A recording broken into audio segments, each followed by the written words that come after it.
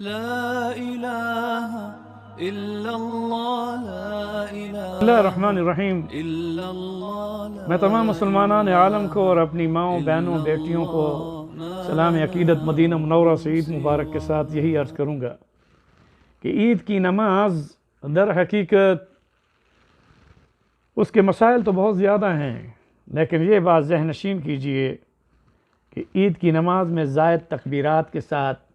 پڑھی جانے والی نماز در حقیقت نماز تشکر ہے۔ اب جو خواتین اپنے گھروں میں ہوتی ہیں اور نماز عید میں نہیں جا سکتی، تو بعض علماء یہ کہتے ہیں کہ وہ اپنے گھر میں پاک صاف ہونے کے بعد وہ بھی اپنے گھر میں 2 رکعت نماز شکر پڑھیں، کیونکہ در حقیقت عید کی نماز شکر کی نماز میں آتی ہے، اور نماز عید کے بعد خطبہ ہوتا ہے۔ جمعے میں خطبہ نماز جمعہ سے قبل ہے، مگر عید کی نماز تکبیروں کے ساتھ جس وقت انسان عیدگاہ میں یا اپنی مسجد میں عید کی نماز پڑھنے جاتا ہے تو تکبیریں پڑھنے کے بعد امام صاحب نماز میں بغیر اذان اور اقامت کے وہ 2 رکعت زائد تکبیروں کے ساتھ رفع یدین کے ساتھ ہاتھ اٹھا کر اللہ اکبر اللہ اکبر اللہ اکبر کے ساتھ۔ اب زائد تکبیروں کے بارے میں مسائل علماء کرام آپ کو بتا سکتے ہیں۔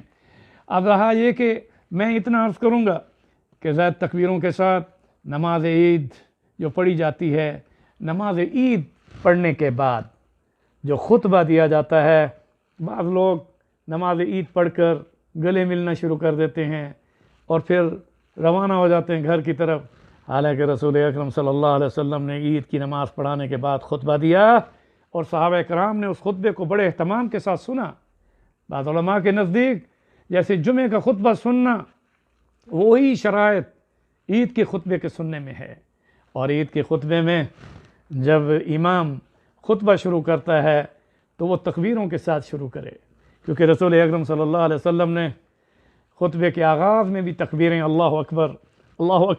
لا الہ الا اللہ واللہ اکبر وللہ الحمد، اور پھر دوسرے خطبے میں بھی اللہ اکبر لا الہ الا اللہ واللہ اکبر وللہ الحمد۔ عید کی نماز کے بعد کا بھی جو خطبہ ہے وہ 2 خطبوں کے ساتھ ہے، اور نماز جمعے سے قبل جو خطبہ ہے وہ بھی 2 خطبوں کے ساتھ ہے۔ بہرحال میں اس موقع پر اتنا عرض کر دوں کہ نماز عید پڑھنے کے بعد خطبہ بھی سنیے۔ رہا یہ کہ جن ملکوں میں نماز عید نہیں ہو رہی تو ظاہر ہے کہ وہ اپنے گھروں میں نماز شکر ادا کریں، اس میں تکبیروں کے ساتھ اللہ اکبر لا الہ الا اللہ واللہ اکبر وللہ الحمد، ان تکبیروں کے ساتھ اس بات کو ذہن نشین کریں کہ اس کرونا وائرس کی وجہ سے انہیں عید کی نماز پڑھنا نصیب نہیں ہوئی۔ اے اللہ ہماری ان تکبیروں کو اور نماز شکر کو اپنی بارگاہ میں قبول فرما۔ مگر مفتی اعظم سعودیہ نے اس بات کا فتویٰ دیا ہے، یہ فتویٰ دیا ہے کہ جیسے جمعے کی نماز اور دیگر نمازیں آپ باجماعت گھر میں پڑھ سکتے ہیں، اسی طرح سے عید کی نماز کا اہتمام بھی اپنے گھروں میں کیجئے۔ میں یہی کہوں گا کہ تکبیروں کے ساتھ عید کی نماز در حقیقت اللہ کی کبریائی اور اس کی بڑائی اور اس کی تکبیریں اور اس میں یہ تصور ہو کہ سب سے بڑی ذات کون ہے؟ اللہ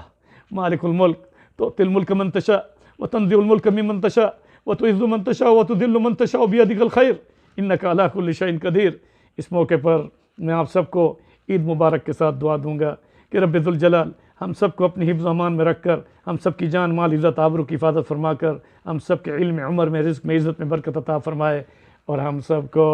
اپنے نیک بندوں میں شامل فرما کر سعادت دارین نصیب فرما کر